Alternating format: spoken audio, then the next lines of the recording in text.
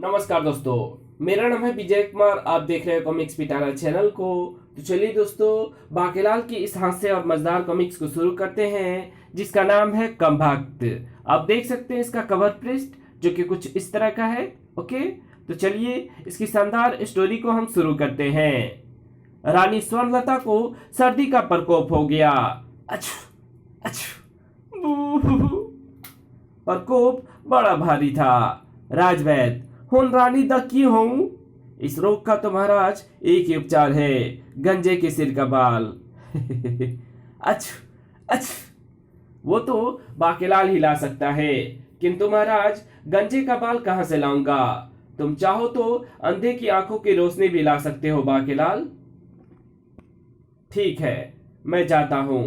अच्छ अच्छ, बाकेलाल जल्दी आना। बाकेलाल घोड़े चेतक की पीठ पर सवार हुआ और भाड़ में गया गंजे का बाल।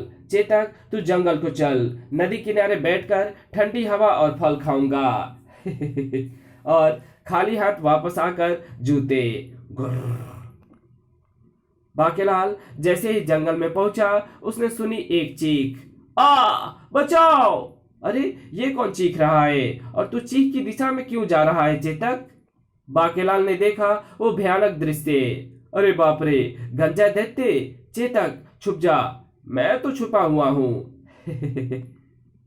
बाकेलाल ने देखी गंजा दैत्य की कारस्तानी। तुमने मुझे भूमि में क्यों गाड़ दिया है? बू। और मुझे आसन पर क्यों बैठा दिया है गांजू दैत्य? बू। दरअसल मैं बाल उगाने का नुस्खा ढूंढ रहा हूं। मुझे जो भी गंजा व्यक्ति मिलता है, मैं उसे पौधे की तरह भूमि में गाड़कर उसके सिरों पर बाल की खेती करता हूं। और जो बालों वाला व्यक्ति मिलता है, पहले मैं उसके बाल काटकर गंजा करता हूं, फिर उसके गंजे सिर पर बालों की खेती करता हूं। गांजू दैत्य ने दूसरे व्यक्ति को गंजा करके उसे भी जमीन में गाड़ दिया। गांजू दैत्य अब उन दोनों के सिर पर बालों की खेती कैसे करेगा रे चेतक? अब मैं पहले तुम दोनों की टाटों की खुदाई, मेरा मतलब जुताई करूंगा, फिर जुती हुई टाटों में बालों के बीज बोकर उनकी सिंचाई करूंगा। गांजू दैत्य ने वैसा ही किया। आ आ गांजू दैत्य ने हल चलाकर उनकी खोपड़ियां तोड़ डाली है। मैं समझ गया, ये उसके शिकार करने का तरीका है। चेतक, इससे पहले कि गांजू दैत्य हमें देख ले, तो यहां से खिसक ले। हिन, कहीं ये मुझे भी गंजा करके मेरी खोपड़ी पर भी हल ना चला दे। भाग चेतक। सामने खड़ा हो दैत्य गांजू, तो चेतक कैसे भागे? एक बार मुझे बालों की गंध मिल जाए तो शिकार मुझसे बचकर नहीं भाग सकता। मर गए। हिन, होना पद की हो। बू। इससे बचने का एक तरीका है, मैं बाकेलाल को इस पर उछाल फेंकता हूं। हिन, अरे कमबख्त, ये क्या किया? बू। अपनी तरफ से तो चेतक ने ठीक ही किया था। आ दैत्य से टकराकर बाकेलाल धाड़ से नीचे आ गिरा। लेकिन ये क्या? अरे, गांजू तो भाग रहा है। गांजू ने फिर मुड़कर भी नहीं देखा। वो मारा! गांजू मुझसे डरकर भाग रहा है। हिन, तुमसे नहीं, मुझसे। कमबख्त, थोड़ी देर और यहां रहता तो मैं उसे जीवित बचकर ना जाने देता। थोड़ी देर और वो यहां पर रहता तो तू बचकर नहीं जा पाता बच्चू। मगर अब मुझे ज्यादा प्रसन्न भी नहीं होना चाहिए, कहीं कमबख्त फिर से लौट आया तो लेने के देने ना पड़ जाए। घोड़े पर सवार होते होते सहसा बाकेलाल के मस्तिष्क में वो विचार गूंजा।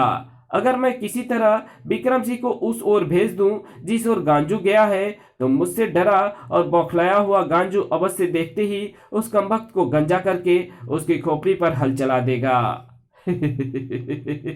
ठीक उसी समय स्वर्ग में बादलों की धरती पर, वाह वाह वाह! उस मानव बाकेलाल ने क्या अक्ल लगाई, अन्यथा वो गांजू के हाथों नहीं बचता। और जहां पर अक्ल का काम आता है, वहां मेरी आवश्यकता पड़ती है।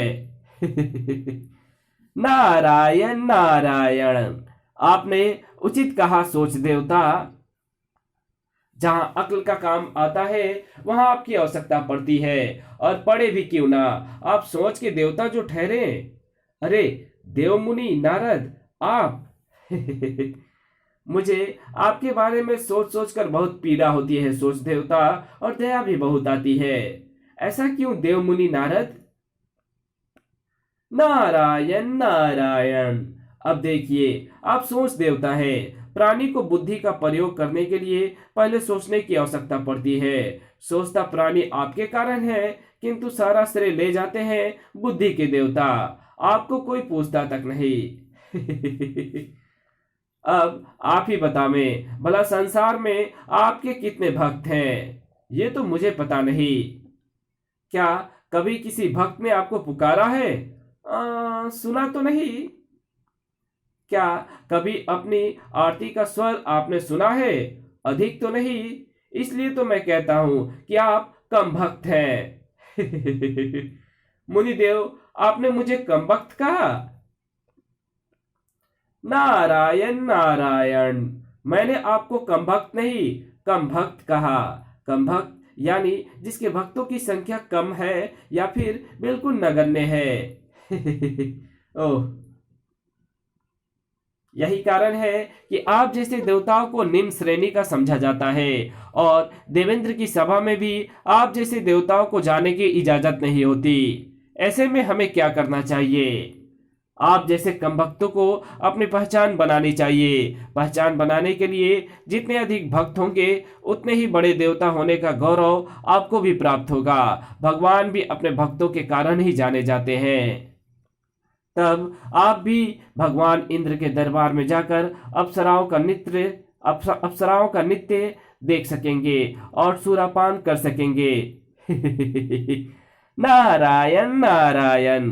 देवमुनि नारद ने तो बात तो पते की है। ओहो, तभी तो मैं कहूं कि हमें कोई पुकारता क्यों नहीं। बाकेलाल तब तक चेतक को एड़ लगा चुका था। जल्दी चल कमबख्त। अभी चेतक 2 कदम ही आगे बढ़ा था कि ठहरो। अरे, किसने पुकारा? तुमने मुझे पुकारा, मैंने तुम्हें।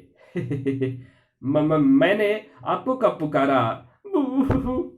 अभी अभी तो तुमने कहा था कम भक्त, और वो मैं ही हूं, यानी सोच का देवता जिसके कम भक्त हैं। बाकेलाल, मैं तुम पर अति प्रसन्न हूं, वर मांगो। किंतु इस समय मैं जल्दी में हूं, कृपया आप अभी प्रस्थान करें। अरे, ये तो ऐंठ कर दिखा रहा है। बाकेलाल, तू मेरा भक्त है, तूने मुझे बुलाया, मैं आया, किंतु अब तेरी इच्छा पूर्ण किए बिना मैं नहीं जाऊंगा। मगर तब तक गांजू दैत्य दूर चला जाएगा, और फिर मेरी योजना की टांग टूट जाएगी। अगर तू बिना वरदान लिए चला गया तो हो सकता है राह में घोड़े से गिरकर तेरी टांग टूट जाए। बाकेलाल, इसके शब्दों में छुपी चेतावनी को समझ मूर्ख। तू क्या सोच रहा है बाकेलाल? सोच का देवता तो तेरे सामने खड़ा है। आज तू सोच मत, मांग कर। आगे की सोच, आगे की। मैं जो योजना बना रहा हूं, क्या आप उसमें मेरी कोई मदद कर सकते हैं? अपनी योजना तो बता। बाकेलाल अपनी योजना तुरंत सोच देवता को बताता चला गया। योजना सुनने के पश्चात मेरी योजना सुनकर आप हंस क्यों रहे हैं? वो इसलिए बाकेलाल कि तू कितना भोला है। बनना तो तू चाहता है विशालगढ़ का राजा, मगर योजना बना रहा है खोदा पहाड़ निकली चूहिया, वो भी मरी हुई। क्या मतलब? बाकेलाल, अपना हाथ आगे कर। ये देख, बता ये क्या है? ये तो कोई बाल है। ये कोई मामूली बाल नहीं है, ये गांजू का बाल है। बाकेलाल, उसके इस बाल में ही उसकी सारी शक्ति थी। तूने उसका इकलौता बाल तोड़कर उसे शक्तिहीन कर दिया, जिससे कि वो अपने प्राण बचाकर भाग गया। अब तू जो योजना बना रहा है वो किसी काम की नहीं। ये बाल पकड़, क्योंकि मुझे पता है कि तू वन में गंजे का बाल ढूंढने ही आया था। अब मैं तुझे बताता हूँ कि तू विशालगढ़ का राजा किस प्रकार से बन सकता है। सुन बाकेलाल, उत्तर दिशा में एक राज्य है, बातनगर। बातनगर का राजा है बातोर सिंह। उसका नाम बातोर सिंह इसीलिए है क्योंकि उसे बात देव और तोड़ देव नामक देवताओं का वरदान मिला हुआ है। मेरा वरदान पाकर तू खूब बातें करेगा, मेरा वरदान पाकर तू खूब तोड़ेगा और प्रत्येक युद्ध में जीत प्राप्त करेगा। बात देवता के वरदान के फलस्वरूप राजा बतौर सिंह अपने शत्रुओं को वाक युद्ध के लिए आमंत्रित करता है। तेरा मेरा वाक युद्ध आरंभ होता है। मैं कुछ शब्द नहीं बोलूंगा, तुझे उन शब्दों का अर्थ अपने आप ही समझकर मेरी बात का उत्तर देना होगा। बोल, तेरी की मेरी। वाक युद्ध में शायद ये मुझसे पूछना चाहता है कि बोल, जीत तेरी होगी या मेरी? मेरी। बोल, तू या मैं? मैं। शायद ये कहना चाहता है कि राजगद्दी पर कौन बैठेगा, तू या मैं? मैं भी वाक युद्ध में घाघ हूं। बोल, तेरा होगा या मेरा होगा? मेरा। ये कहना चाहता है कि जीतने के बाद राज तिलक तेरा होगा या मेरा? मेरा ही होगा। बच्चू, मैं तुमसे वाक युद्ध में नहीं हारने का। मैंने पूछा तेरी की मेरी, तूने कहा मेरी। मैंने पूछा बोल तू या मैं, तूने कहा मैं। मैंने पूछा तेरा होगा या मेरा होगा, तूने कहा मेरा होगा। अब सुन मेरी बातों का अर्थ। मैंने कहा था कि हार तेरी होगी या मेरी, तूने कहा मेरी। मैंने कहा था जूते तू खाएगा या मैं, तूने कहा मैं। मैंने कहा था मुंह काला तेरा होगा या मेरा, तूने कहा मेरा। तू शब्दों का ठीक अनुमान नहीं लगा पाया। सैनिकों, इसका मुंह काला करो और जूते से इसकी और पूरी सेना की पिटाई करो, क्योंकि यह अपनी हार कबूल कर चुका है। हुनप्पा देखी हूं, भागो, पकड़ो, जाने ना पाए। और अगर कोई राजा बतौर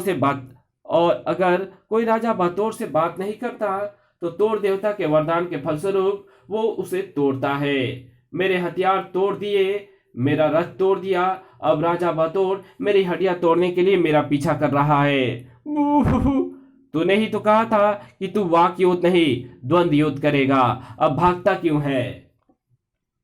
सोच देवता ने अपनी बात समाप्त करते हुए कहा, बाकेलाल, अगर तुझे विशालगढ़ का राजा बनना है तो तू राजा विक्रम सिंह को राजा बतौर के पास भेज दे।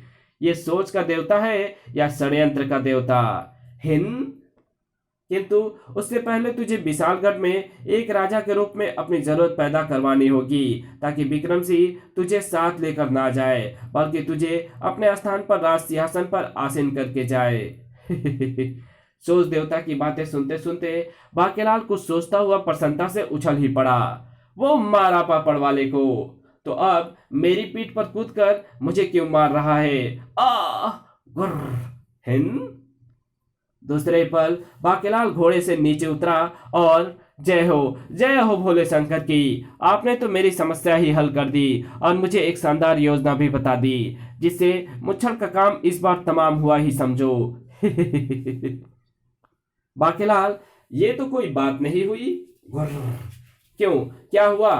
भक्त तू मेरा, प्रसन्न मैं तुमसे हुआ, और जय जयकार तू भोले शंकर की कर रहा है। ओह, भूल हो गई सोच देवता, मैं अभी आपकी जय जयकार किए देता हूं। जय हो सोच देवता की। बाकेलाल, तुझसे एक प्रार्थना और है, अतिशीघ्र बतावे सोच देवता। आज तक स्वर्ग में मेरी आरतियों के स्वर नहीं गूंजे। अगर तू एक बार मेरी आरती गा दे तो मैं तुझ पर और भी प्रसन्न हो जाऊंगा। ए बाकेलाल, आरती गाना। ये तो मेरे बाएं हाथ का काम है सोच देवता। बाकेलाल ने तुरंत ही सोच देवता के लिए एक आरती गढ़ी। मेरे पाँव में आई मोच, हे स्वामी मेरे पाँव में आई मोच, और प्रकट हुई देवता सोच, मैं अपना ना नोचू, मैं अपना ना नोचू, तू अपना अपना ना नोचे। तू मुँह अपना ना नोच, स्वामी प्रकट हुए देवता सोच। वो जो बह रही है तेरी नाक तू अपनी पहुँच, स्वामी प्रकट हुए देवता सोच। सूर्य देवता के अंतर्धान होते ही बाकीलाल ने भी दौड़ाया घोड़ा। चल चेतक, इस बार तो स्वयं राजा विक्रम सिंह ही मुझे अपना राज सिंहासन सौंप देगा। हिंद ये अवश्य ही किसी दिन पीटेगा, पर मुझे क्या। किंतु ऐसा क्या किया जाए जिससे कि विशालगढ़ में मेरी आवश्यकता बनी रहे और मोटा मुच्छड़ मुझे अपने साथ बातनगर लेकर ना जाए। और कुछ ऐसा भी करना होगा जिससे राजा बातोड़ सिंह विक्रम सिंह को वाक युद्ध के लिए आमंत्रित करे। मेरा बाकेलाल आ गया। अछु अछु। महाराज ये लीजिए गंजे का बाल।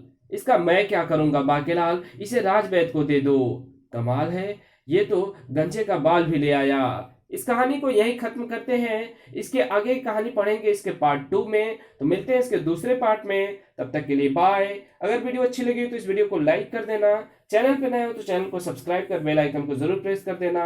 और जहां इस वीडियो की जरूरत हो वहां इसको शेयर जरूर कर देना। Thanks for watching my videos.